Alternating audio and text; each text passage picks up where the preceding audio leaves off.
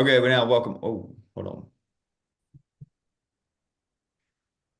All right, ladies and gentlemen, we have a very special episode with a very special guest. It is the head coach of Middle Georgia State softball, Coach Randi Wimpy. Coach, you know I'm a Georgia guy. Everybody watching on the YouTube sees all the Braves and Georgia Bulldog stuff. How we doing up in the Peach State?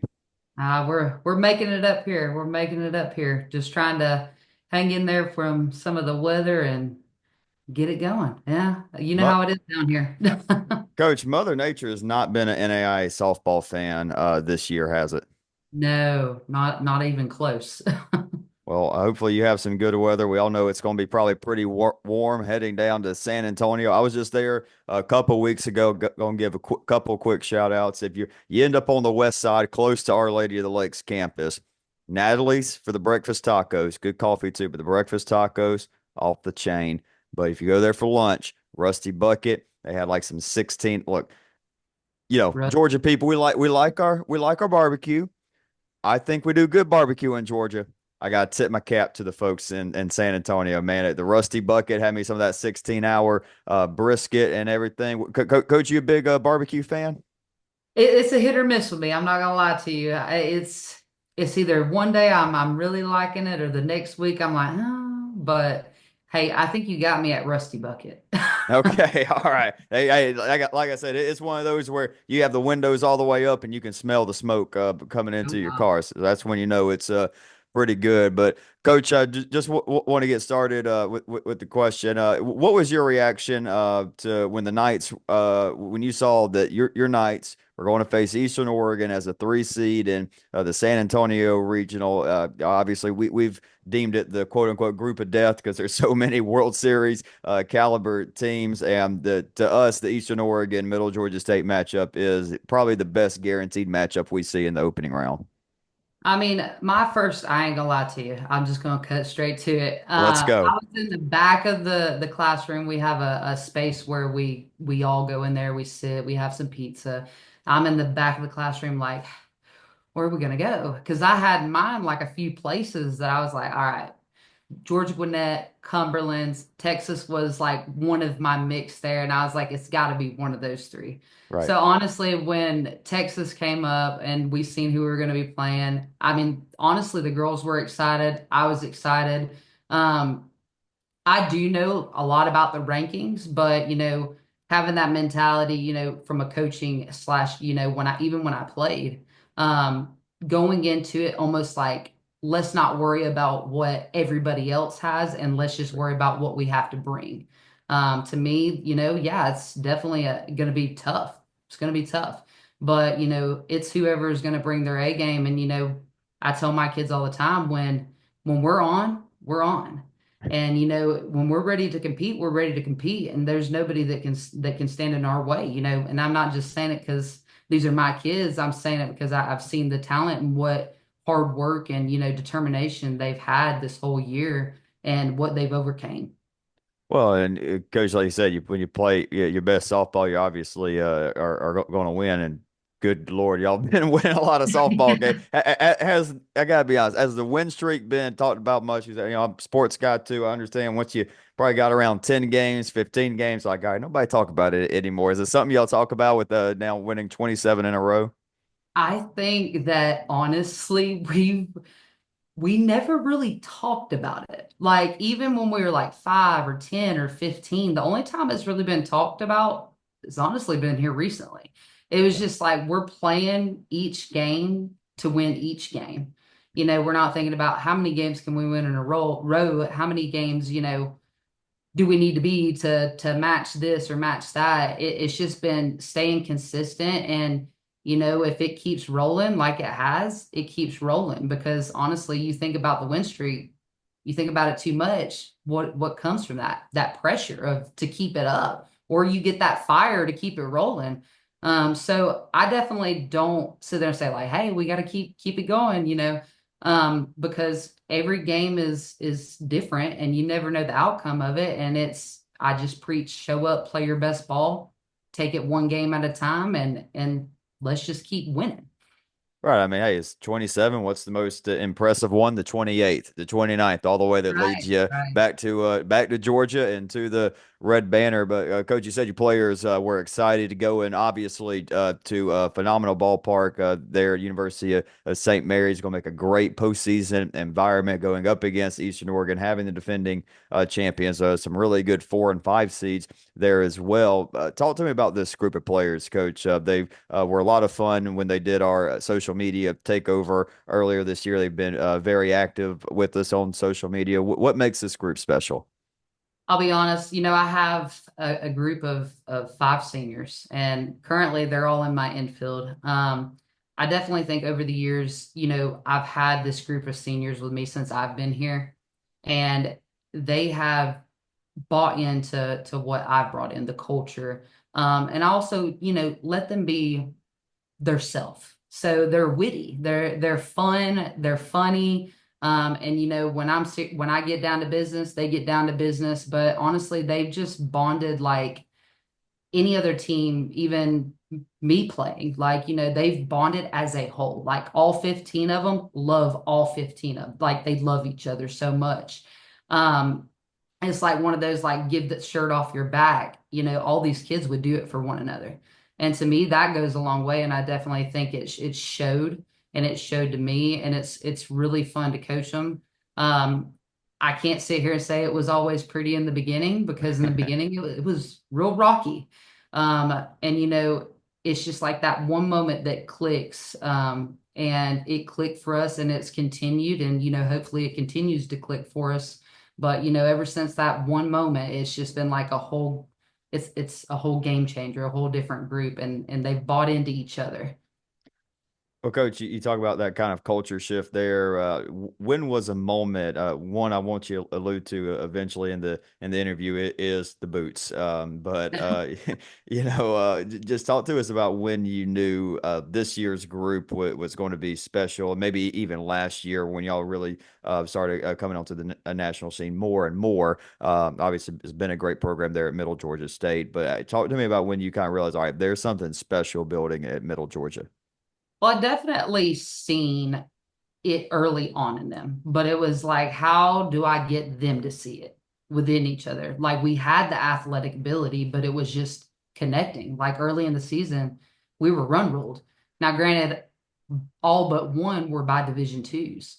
And the moment I truly seen it click was the moment that we run ruled the Division two. And it was, not putting anybody on blast or anything, Georgia Southwestern, but that's the same team that just won the Peach Belt in Division two. And from that moment, I seen like this team doesn't give up. They found it. Like they found that fire of not giving up. And I honestly think it took some hard lessons early in the season for them to find that drive of like, hey, we're not letting this happen to us again. We're fighting until the very end. Yeah, that was the one that really popped up to me because I mean, where I'm from, there in Leesburg, Georgia. I mean, heck, Americus is right up the road. I know Georgia Southwestern well. Know obviously, like you said, just won the Peach Belt, a great Division two softball team that's going to make some noise in their respected postseason this year. I was like, oh, okay. I mean, they just split Yeah. with them. They beat them pretty handily. I'm like, Carly, we may need to keep a note on that purple logo right there. And I'm But not even wearing any. no, you're not. You're just rocking There's a with the little black bit and of white. There, that's clean though. The MG's clean. Got kind of the new logo there for Middle Georgia State Athletics. But Coach, talk to me about this year specifically. Was there anything that you did that kind of approached this year a little bit differently? Because it's certainly working for you. Look, I'll tell you, when my girls go back and they watch this, they're gonna be like, "Oh, Coach Wimpy, you really had to bring it there." But they don't realize the importance, but they also do. I think that they just, I told you they're a witty group. They're like that, dang, we got to do that again, but they enjoy doing it. But sports psychology, shout out to Eli Straw. Don't know if he'll ever watch this, but he has been the guy that we have watched since we implemented sports psychology. We watch him every Monday. They take notes. The mindset to me, they had, like I said, they had the athletic ability. They keep pushing that, keep showing that. And the biggest flaw I've seen, and this is with any athlete, is how do you overcome things? How do you make those adjustments mentally, not physically, but mentally? And I think it's just become embedded in their heads now, because we've watched it so much that it's starting to become routine for them to when they get in this feeling down on themselves, how are they overcoming it? And I think they're just doing it without even realizing they're doing it. And I think it's definitely made a huge, huge change in our program. Yeah, I mean, I think in general we've seen that, and you look at major leagues, Major League Baseball, NFL. I'm not sure if I've heard any in the NBA or NHL, but I know the two of those four major four sports you're seeing sports psychology get added into part of the coaching staff, or maybe Mhm. not coaching staff, but support staff. So it is something we're seeing more and more, and I'm glad we're seeing small college softball starting to take it there as well. But coach, small college softball, great softball. You know it. You're going up against a great team, the Cascade Tournament champs this year and last year in Eastern Oregon. What have you seen from Eastern Oregon so well, and what do they do well? I would definitely say from what I've seen, they definitely have a solid program. I think they have a great pitcher in the circle. It's when you see it's kind of like when I watch my kids, seeing that fire that they give, and at this level where we're at, being in that top 48, like you're gonna see similar things within teams, including my own team. I definitely think they're gonna be a challenge. But I definitely think that we're right there with them, and it's going to be probably a bloodbath till the very end. And it's whoever wants it more and whoever can, it's softball. Like who plays that clean game, who can get those clutch hits, running the bases, doing the small things. I definitely think that they overall, from what I've seen, have a great program, and I'm honestly looking forward to it, and I definitely know my girls are looking forward to it as well. Yeah, I'm excited for you. Look at the two conferences where y'all came from. Obviously, y'all won the regular season and the tournament there in the Southern States. You look up at Eastern Oregon; they were a half game back, but they took two or three from the two teams that won. That was split with Oregon Tech and Southern Oregon. Obviously, they get those wins against Southern Oregon and Oregon Tech again in the conference tournament, and the Cascade, five teams in, Southern States, five teams in. So that right there, if you just take somebody, I could go take one of my football players right off the team and say, hey, look at these two resumes. He's like, that's pretty good. It's gonna be a pretty good softball game. Yep. I'm fired up for it. I'm up in Marion. You best believe I'm gonna have my laptop put up and like keeping up with that one. But man, I'm excited. There's gonna be such great softball, and you know how good the NAIA softball was. We had a really good conversation yesterday, and a lot of it was about our phenomenal league that you coach in, that I have the privilege of covering, and something I've been wanting to kind of expand my knowledge of is get to know what NAIA softball was like before I started covering and some of the players. And our talks, turns out you were pretty decent player, four-time All-American, Platinum Glove catcher at Reinhardt. Tell us about your softball playing experience. I mean, all the way from like when you knew you wanted to go play college softball and all the way into how it led you into coaching. Well, I'll say so. Four-time first team All-American. Yes, I went to a junior college initially to start off, Walter State Community College, and I was an All-American first team All-American there as well. But from a junior college, we all have those dreams of going D1 and stuff like that. And I'm very transparent, very honest when I say like I was not the best in school. Now, when I coach, that's one of my standards. Like academics better be on point. And it's crazy how time changes that too. But I had it's crazy where I've came from because going into my second year, I was going back to my junior college. I ended up walking away from it.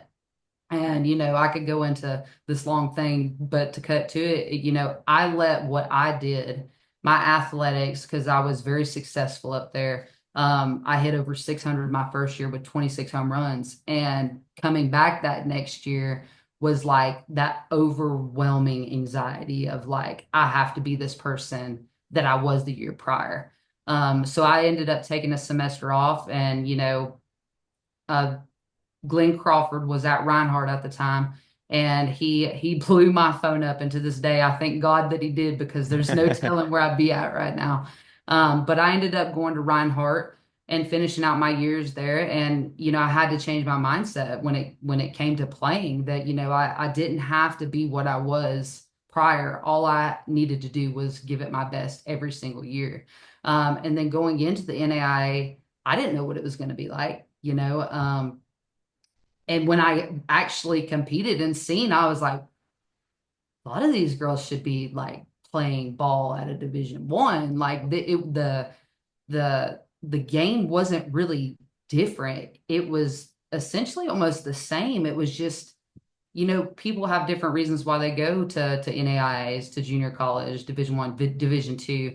And honestly, NAI was the best. If I had to do it all over again, I wouldn't have went to a Division 1 regardless, um, because the competitiveness was there.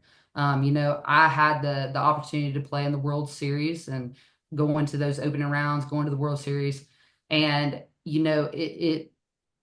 I wouldn't do it. I would do it all over again if I could. The athletic caliber is just, I think it's very underrated. I think NAI is very underrated. And, it's one of those that sometimes you got to be put in the NAIA or experience that as a player to see, like, dang, these girls, they kind of got it. Yeah, I So, mean, we just saw I saw something on Twitter this morning where Warner Pacific, who was a team that missed their conference tournament, just they apparently I don't want to go into too many details. I didn't read the full story, but Warner Pacific was beating Washington, obviously D1, the Huskies, 7-6 in baseball, and apparently some lights went out or something like that. That's just what the tweet said, but that kind of shows right there. You look at NAI baseball, NAI softball, and for you, and it's something that you mentioned in there, Coach. The fact you had to change your mindset. You had to change how your approach was not just, okay, I need to move up in the box, I need to move back in the box, or, that aspect of it. It was the kind of psychology side. Now you look at how you've implemented it this year and correct. obviously the great success y'all have had this year. But Coach, tell me a little bit more about this team. Who on the team right now reminds you the most of you when you played at Reinhardt? I'll be honest, it's hard. I know what my kids would say, but it's really hard to narrow it down because, as you just mentioned, when I came back to go to play NAIA, I had to change my mindset. That's exactly what I had to do. So every experience that I had as a player, I try to implement it into my program. And so, like, I'm implementing these things of my mindset or how I was as a player, and I see it in glimpses of every single one of my players. But now I do have to hammer home a little bit because my catchers are my, there's I take pride in it. So Yeah. I guess I will just narrow it down to one. And I've heard it like, hey, is that your sister? I've had a little kid come up like, is that your sister?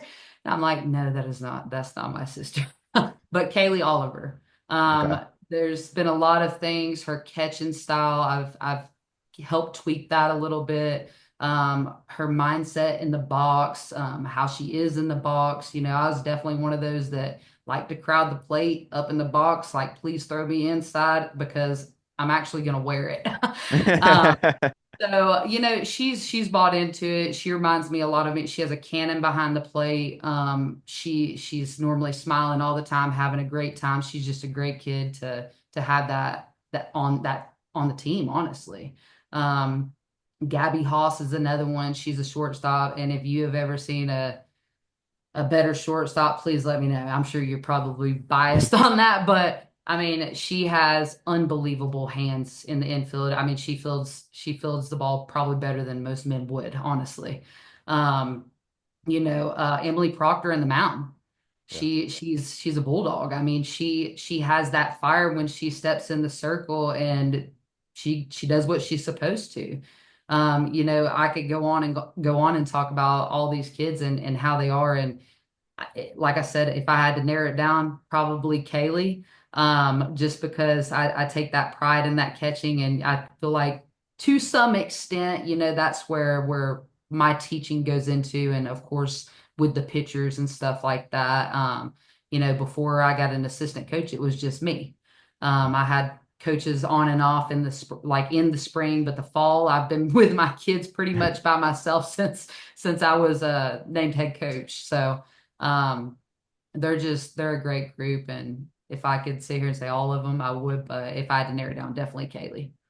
Well, Coach, like I said, you take a lot of pride in coaching your catchers. You were a great catcher in college, like we were just talking about. Talk to me about some of the little details and what makes a great catcher at the collegiate level, and maybe some advice you'd have to like high school kids listening that like, hey, if you want to take that next step, you need to do A, B, C. So you got to look at it differently. You have to be very selfless as a catcher because you are going to take the beating. You are going to but you got to look at it as you're the only one that can see the field, right? You have to be that leader. You have to be able to communicate with the infield. It's an art. That is how I explain catching. It is an art. You're working your butt off for your pitcher. Um, do you have that trust with your pitcher? Like the way I teach catching is like, how hard are you working behind the plate to get that ball that's three balls off the plate a strike? Shifting your weight. Like a lot of catchers, they'll move side to side, but when I teach catching, it's definitely like shifting towards the center of the plate. Just because everything works back to the center of the plate. If I have a kid, if you think of a pitcher, right, they don't trust their catcher. Where do you think they're going to pitch most balls? On the plate. But if you have a pitcher catcher relationship and the pitcher trusts that catcher and you're calling, three balls off the plate and you're maybe behind in the count, are you going to throw it three balls off the plate or are you still going to leave it on the plate? And, having that trust, and I've seen that with Kaylee and Emily this year, is they have that trust because Kaylee has bought into the way that I've taught her to catch, like, shifting on the pitch. So your weight shifts around the ball versus setting up on a corner and then having to force your weight back to the center of the plate. Um, and everybody has their own philosophy. I'll sit here and say I did not start catching until I was a senior in high school. So a lot of YouTube. We played Tennessee, and I seen a catcher. I was kind of tragic at blocking at some point, and I always wanted to cap my hand. And I watched the Tennessee catcher at the time I was playing, and she always tucked her hand, and I learned from her. So I kind of took my experience and formed it into my own, but I definitely let my kids have still their swag, as you could say, Sure. about how they catch while implementing different things so they can learn their own style and what works best for them and what works best for the team and their pitchers. Yeah, we're people. You can't just Yeah. photocopy. I mean, I'm sure if you could photocopy a Randy Wimpy 2.0 and put her behind the plate, maybe you Haley's would. pretty close. Okay, there you go. But hey, no, I love that because like, okay, there's certain things that you have to do correctly, but you don't have to, do exactly like I did. Let them, like you said, have that swagger, have that confidence, and I have them come in. It's like, all right, we got to just tear you all the way down and try to build you all the way back up. Like, no, here's the groundwork, here's the foundation, and then we can build from there. Coach, I don't want to put you on the spot too much here, but you talked about the players that you saw early on at Reinhardt that was like, okay, this is not what I thought NAI softball was. And like I told you earlier, I want to learn more about former players in NAI softball. In your playing days, are there any opponents that you still think about today? It's like, man, that girl was just a phenomenal softball player. So opponents wise, you're gonna have to give me a second because this was also in between 2014 and 16. Um, You could give some teammates as well, and then kind of as you get flowing, yeah, maybe I give some definitely opponents. definitely can name some teammates. There's a line of great teammates. Madison Luck, she was my pitcher. She was a first team All-American. Great pitcher. Me and her worked like butter together. And CJ Browder, great shortstop. I mean, and I'm naming these and saying like definitely D1 material. Sure. Um, Katie Rekovich Browder now. She played at Georgia. She went, both her and CJ went to USCB, and then now Katie's the head coach at South Carolina. Uh, uh, Taylor Weeks, she was an outfielder. Taylor Brazelton, Taylor Cagle now. She was a first team All-American. I mean, the list goes on. I mean, even some that, didn't get those accolades, like Carly Myatt, she was another pitcher. Loved my pitchers, of course. Right. Um, but she had some of the nastiest pitches you ever seen, a junk pitcher. And that's something that, like, I think about pitching too. I think about movement. I don't care how fast you throw, but is your ball breaking? Yeah. So, I mean, all of those and more. I mean, the year we went to the World Series in 2014, man, we had a team. We had a great team. And even years after that, we still had a great team. And, to this day, I still have close friends that I played with and still talk to. Um, you know, we would play like Bryan College. Names don't always come to my head, but they had some really great players. Um, I mean, honestly, Appalachian Athletic Conference was always tough. There was always really, really great players at different places. Tennessee Wesleyan, Milligan. I mean, I don't even know if Milligan's still in it, to be honest with you. Yes, they are. They are okay. Truett McConnell, they Yep. had great players. I'll say, I definitely think that program has elevated a lot as well. Um, just all around, I look at the Appalachian Athletic Conference, and I do see where it is still very much so competitive. And going into the Southern states, like when I was in the Appalachian Athletic Conference, we'd play Mobile, we'd play William Carey, and it's crazy to think that years later these teams are still so good, and I mean good in the sense of just as good as they were back then. Right. It in years passes, it competitiveness, it's definitely still there. I think the only thing that's changed is a little bit of the mentality. Um, and just teaching these kids how to have that strong mentality. But definitely a lot of great teams, even in the Appalachian Athletic Conference from when I was there and even currently. I think it's really cool how the NAI in a lot of sports, yes, but you look at NAI softball. I mean, there are literally teams from Miami, Florida to British Columbia, Canada, competing in the opening round last year or this year. Apologies. I mean, all across the country, and I mean, look at our state. I mean, good old Georgia. I mean, there's y'all, coastal Georgia, Georgia Gwinnett, Reinhardt, Thomas. I mean, five teams competing in the opening round. I'm actually going to go see two of them up in Indiana. We get a Georgia matchup in Indiana to get Yeah. things started off. I'm very excited for Coach. Would there be any additional pride for you competing in the NAIA softball World Series with it being in Columbus, Georgia this year? Because when you were in the World Series, where was it at? Columbus, Georgia. Oh, it was still in Columbus. Oh, wow. So, Yeah. okay. So they do a great job. I really, Mhm. really love what they do there at South Commons, and something I'll tell you, and then any other teams listening. So last year we did some charity work with Mary Sherman and the City of Columbus Sports Council, Jessup, and University of Cumberland's. We went to the Boys and Girls Club, had a little PowerPoint where a player from each team kind of talked about their school and everything, which kind of goes with the Champions of Character Initiative, right way to play with NAIA, which obviously we love and support. But hey, if any teams happen to be there a little bit early, like on Monday or Tuesday, and you obviously want to win your opening round, get there, hit us up. We're going to do something similar again with the Boys and Girls Club of Columbus and with Girls Inc. So definitely, y'all take care of business, San Antonio. Hit us up. But Coach, going back to the question, would there be some additional pride going and competing in Georgia this year? Oh yeah, definitely. A lot of my kids are from the South. So the furthest that I have right now is Louisiana. All my kids are Georgia, Florida, Alabama, Tennessee. So I think that trip there would probably be one of the better ones, just because it's right in our backyard.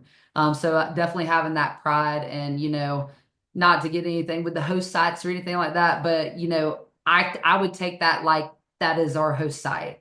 Sure. So having that in the South, I think that that's a great experience. And playing there, that stadium, I mean, uh, when it's packed, it's Oh yeah. like it makes you feel on top of the world when you step on that field. So I definitely want my kids to experience that. And, I think that pride in having that and knowing that it's right here in Georgia says it all. Yeah, I mean, obviously, when Gwinnett has played there the last couple of years, it was very packed out. I remember one that will stick out to me for the rest of my years is when USAO played Jessup in a night game.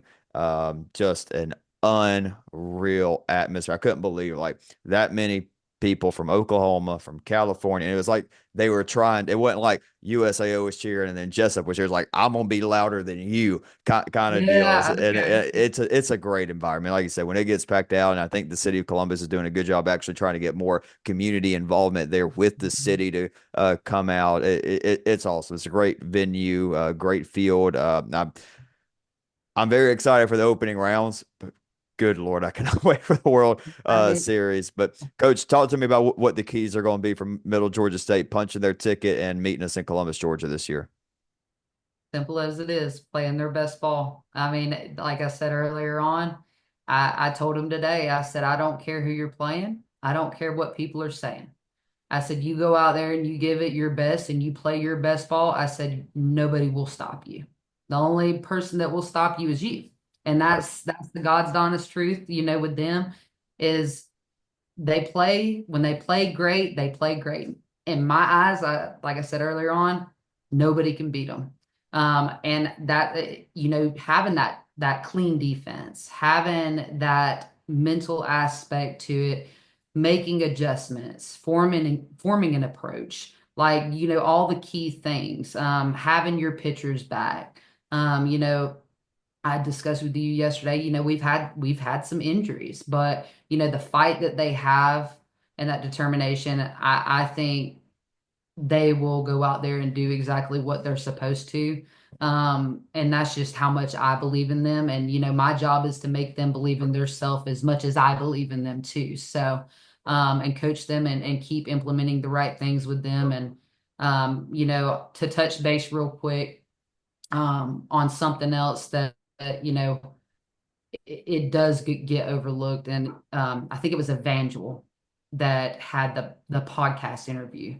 I absolutely loved what they were implementing. And earlier on, that was something I pray before every game. When we are doing the national anthem, I am praying to keep my kids safe, praying for whatever else it needs to be. And win or lose, we give the glory to him. And that is something else that I have strongly implemented in the program too.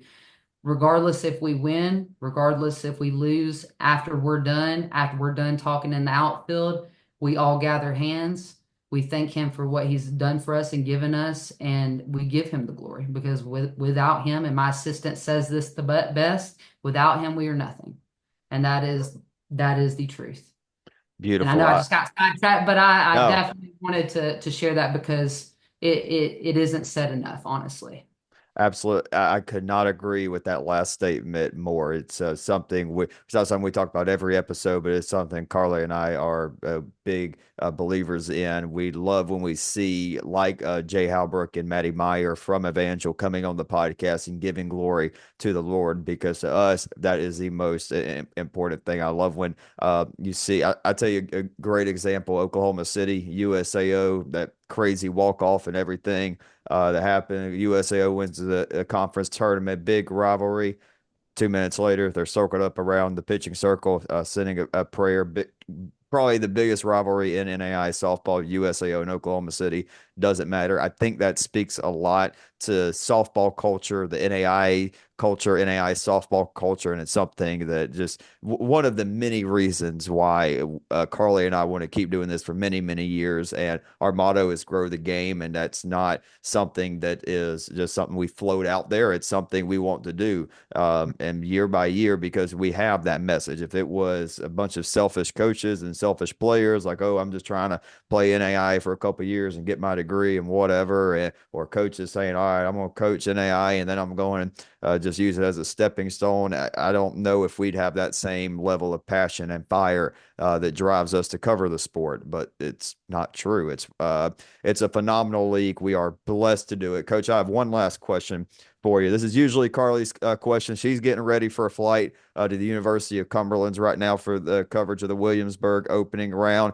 First off, good luck in San Antonio. But, Coach, very important question. Before you go and play Eastern Oregon or any of the other teams in San Antonio this coming up week, going to go to the gas station, going to get you some snacks, maybe energy drink or water, whatever. What's the gas station go to for Coach Randy Wimpy of Middle Georgia State softball before a Oh, you game? sprung that one on me. Honestly, there's not many choices here, but if I had to make a choice, I like QT racetrack. I mean, Okay. like you're talking about in the South, yeah. Yeah. But Circle K has been racking up my dollars for the past 3 years. So, What are we getting? Like what are we getting from the Circle K before a game? oh, Alani, Alani, Alani, what's the yeah. flavor of choice, or do we switch it Um, up? the is it the red slush? There's a pink slush. Yeah. Those are fire. Yes, those are really good. And you might even see my kids with a cooler full of them. Hey, look, if it helps them, gets them up, I'm okay with it. But I always say back it up with some water. That's right. That's right. Especially this coming up weekend, San Antonio going to be about Yes. 100 degrees. But yeah, Coach, long overdue having you on. So people listening, Coach actually texted me in the middle of March. I never saw the text message. I thought because I text you your Instagram chat. I was like, hey, because y'all just done the social media takeover. I was like, hey, here's my number. Send it to Coach Wimpy. Would love to have her on, and then we yeah, I'm like, ah, okay, I guess it's not really your thing. No problem with that. And then and then you give me a call and I shoot, I go to text you and it's like, hey, it's Coach Wimpy from Middle Georgia State. And it's like March 22nd. I'm like, oh, I've done screwed this one up.